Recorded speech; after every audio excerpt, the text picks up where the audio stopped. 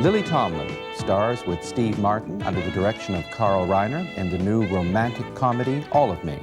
10 years ago, with her film debut in Nashville for Robert Altman, Lily Tomlin said she looked at the rushes on Nashville and felt relieved.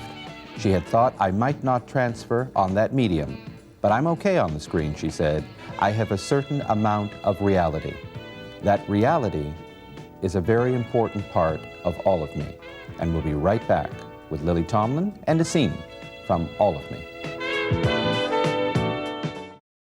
Lily Tomlin, yes, with Steve Martin in a scene from All of Me, directed by Carl Reiner. As we were looking at that scene, you pointed out you were wearing at that moment a 30-carat ring. Yes, I had that ring on my little finger. It was 30 carats that I had rented from a jeweler in Los Angeles. It was her own personal ring, and she let me have that in her jeweler's loop that I could look at stones with. Was that part of the Barbara Hutton motivation in finding Edwina Tutwater? It was for me, yes, it was. Because I'd read, and I'd talked to people who'd known Barbara Hutton, and they told me that she would literally spend hours and hours studying a single stone with a jeweler's loop. And I could see the fascination, you know, especially if you were a person who was a bit reclusive, and she did a lot of her living in bed anyway, as Edwina does, so I thought I would use that as part of my life. Wasn't there also a fascination for you, Lily, privately, because you've never been... rich? I would hope at this point we could dismiss that and say more comfortable than you've ever been in your life. Okay. But that you had never had fascination with jewelry. You're not a person who wears jewelry. No, I don't have any jewelry. I have a watch, but I left it at home. I have a simple wristwatch, and I do use that because I'm like an organized person. But what happens though after the clothes? Yes. And the jewelry? Is there a new awareness of what they do to the human being wearing them? Beyond what you may have learned about Barbara Hutton, what did you learn about Lily Tomlin? Well, I did learn to appreciate the beauty of those stones and of jewels. You know, I went to a lot of jewelers and tried on some magnificent. I think what do they call? They have a name. Are they called? No, what are they called? A set is called a pave, is it? I'm not sure. Or is that a kind of stone set? Anyway, no, that's a setting, I think. There's a name for, you know, a necklace, earrings, a bracelet, and all that has a name, and not unlike, you know, in my family used to call a bedroom suit, you know. But this is some arrangement of jewelry. It has a name, and I tell you, it was a bit. I was a bit surprised at how attracted I was to having a really extraordinarily beautiful jewel around my neck or at on my ears, you know. I never thought I would. I didn't buy any, as you can see. They were quite expensive. First of all, that could be the reason. But did you really chip in with your producer to pay for the rental, loan, or security guards? I'm still trying. I had no idea he had this point of view. I'm still trying to collect. Now, why would you tell me? So I was so surprised to read in the paper that I was chipping in. Well, maybe it's coming off your part of the box office But receipts. we have an unusual producer anyway. He also thought Steve and I would like chip in on the poster. Yes, when do you find out how they get delivered to the theaters during the personal appearances? It's pretty good. I'm laughing because I'm self-conscious that my, you know, bubble gums are showing. Oh, you've been reading your press, haven't you? Yes, I have. Why would you read your press and be self-conscious about anything at this point in your life? Oh, I'm not. I was just like making like a regional reference. I want to add something to your saying that you were pleased about how attractive you felt you were as Edwina with the silk nightgown or the jewelry or being in that extraordinary bedroom. But that doesn't surprise me from the woman who could lay herself across her mother's dresser and look in the mirror knowing she was the prettiest girl in town. I did do that. When the story you're referring to is when I was about 9 years old and I had a two-piece bathing suit. And you know, as I look back on it, I think I mean, I always denied that I ever had any ambitions or visions about being in show business or being a movie star, you know. But as a child, I did do all these things that would seem to be the contrary, and that is, first of all, I learned to pin curl my hair when I was very young because I wanted big fluffy hair, you know, and I always had pigtails, but I made my mother teach me how to make pin curls And it took me a long time before I could get them all going in the right direction. But finally, when I did, I'd always have real fluffy hair. And here I was like 8 or 9 years old, and I'd set my hair before I went to school at night in big old pin curls and put a babushka on it. But then I had a 2-piece bathing suit, and we didn't have a full-length mirror in the house, but my mother had an old lime oak dresser, you know, a double dresser, as they say, and it had a horizontal mirror over it. So I'd put on that 2-piece bathing suit and pin curl my hair and get it quite fluffy, and then I could lie horizontally on the dresser and in a bathing beauty pose. And then go to bed hoping you'd wake up with the fullness of Esther Williams around the hips. That's true. I did. But then I was acculturated in the States. Hold it. Detroit is very close to Windsor, and across the bridge we were all living the same lives, Lily. I know you were. You didn't dress quite as well, but I did go over there and no, I'm just kidding. I mean, they have Hudson's in Windsor. They had Hudson's in downtown Detroit, which is now renovated or demolished or something. Do you know one of the remarks? We must find out what's apocryphal, but your remark. I don't think I'll ever get over the remark I just made about Windsor. Why? I'll never play the Elmwood Casino. I can just see that now. Things are not going to work out for me. Fine, then avoid the bridge and go back to Hamilton Place. Okay. Better yet, come back to the Royal Alexandra Theatre. I'd like to do that. It's been a long time. I'm glad you're headed back to Broadway, because maybe that means you'll stop along the way. Oh, I would. Oh, actually, I'd try. Actually, I wouldn't stop along the way. I would make sure it was good before I came here. You know, I'd go there and then I'll come here and then I'll say. They'd let you back into Windsor after a remark like that. Would they? Sure they would. I used to go to Point Pelee all the time in the summer. You know Point Pelee? I know where it is, sure. Yeah. I don't know what to say about Point Pelee other than we'll take a commercial break and be right back, okay? All right. Be right back with Lily Tomlin.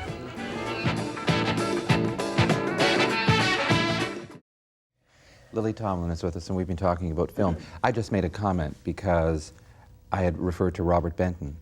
And in the voiceover, I had made a comment about you working with Robert Altman in Nashville and your own awareness of looking at rushes and saying, there is reality.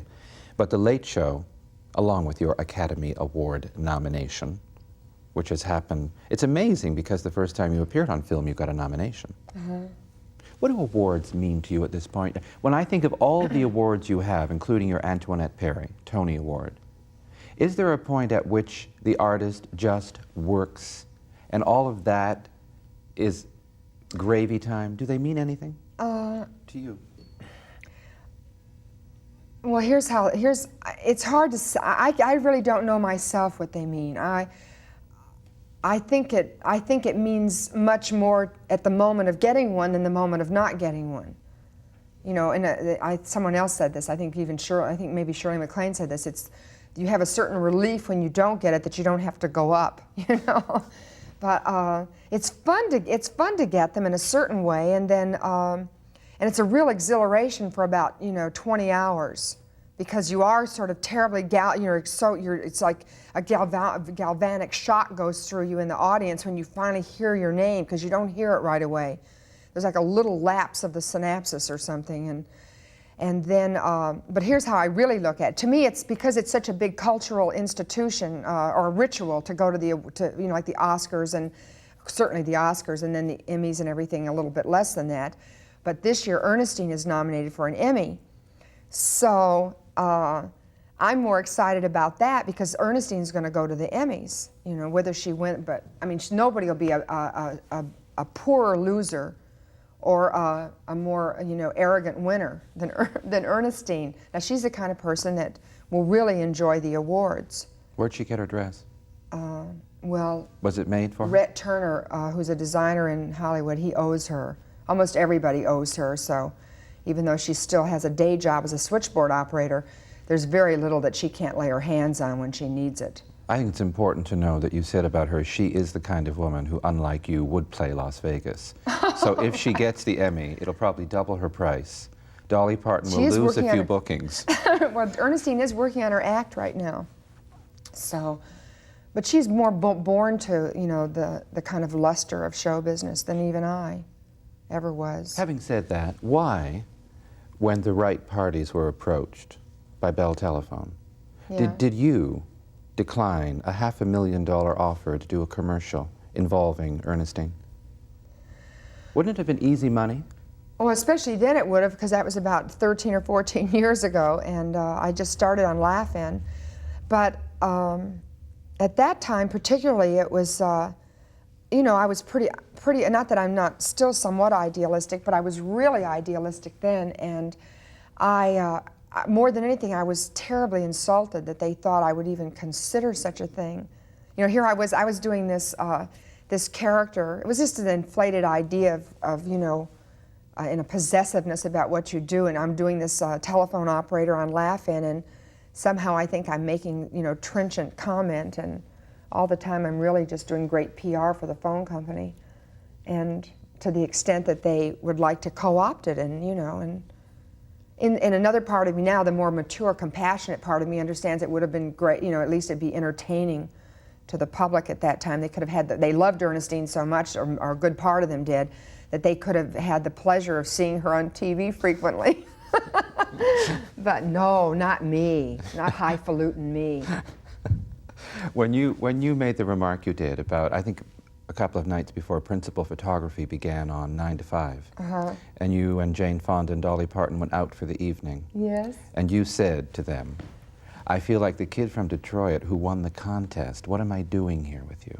Right. And you are working with Carl Reiner, whose contribution to American comedy and whose perseverance in American broadcasting, from writer to actor to director, and for Carl Reiner to say that he always felt the people who made people movies were directors who had been actors or failed actors who were always closet directors.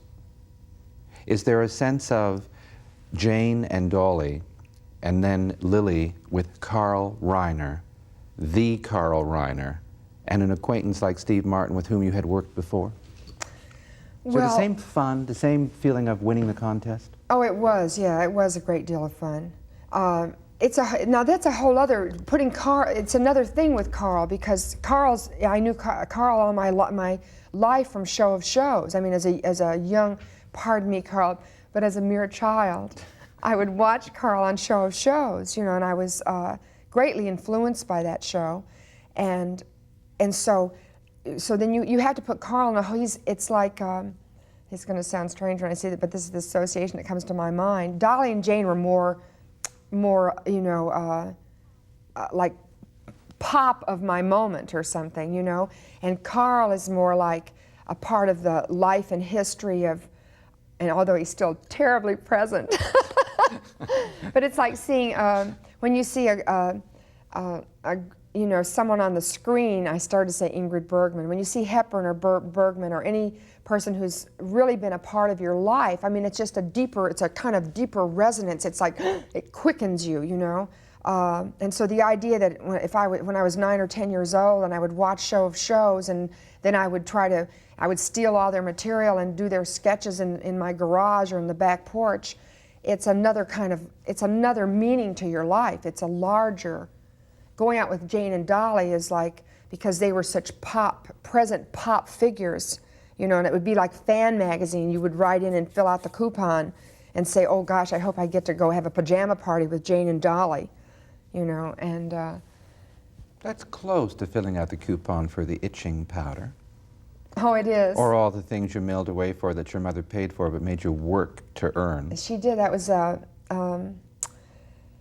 Now, how old was I? I was only about 8 or 9. I was quite an active person, what with lying across my mother's dresser and filling out Red Ryder coupons and Red Ryder comic books at that period in my life. But I did stay home from school sick that day, and I read all about these great novelty things. I mean, you weren't really sick. sleazy. Your hair didn't come out right. My hair didn't come out right. You're right. You weren't sick. This side was like turning back, and this side was turning forward, and so. In fact, I developed, I think I was the first person who developed end papers, you know, for setting your hair. When I was 8 or 9 years old, I got the idea to use little fragments of toilet paper to soften the pin curl, you know. And I'm not certain they were using end papers in those days, maybe for like Tony Home Permanents, but that's about it. Anyway, so the Red Ryder comic book, I'm lying in bed, you know, with a cold or something, and I read about these great things like spiders and ice cubes and itching powder and hand buzzers and, you know, snakes that jump out of cans and things like that. So I made a big order and I mailed it off COD, and of course about 6 weeks later I come home from school and my mother's just distraught, and she meets me at the door and she says, I want to ask you about something. And I said, what? And she said, did you order a whole bunch of junk out of a comic book?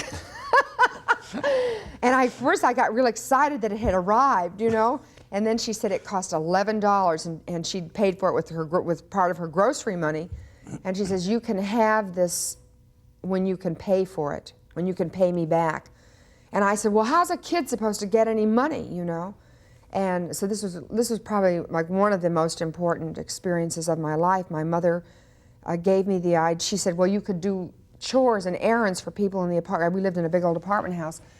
And so I made up a big list of what I'd do, like I'd walk a dog for 10 cents, or I'd take the garbage out for a nickel, or I'd go to the corner store for 15 cents, stuff like that.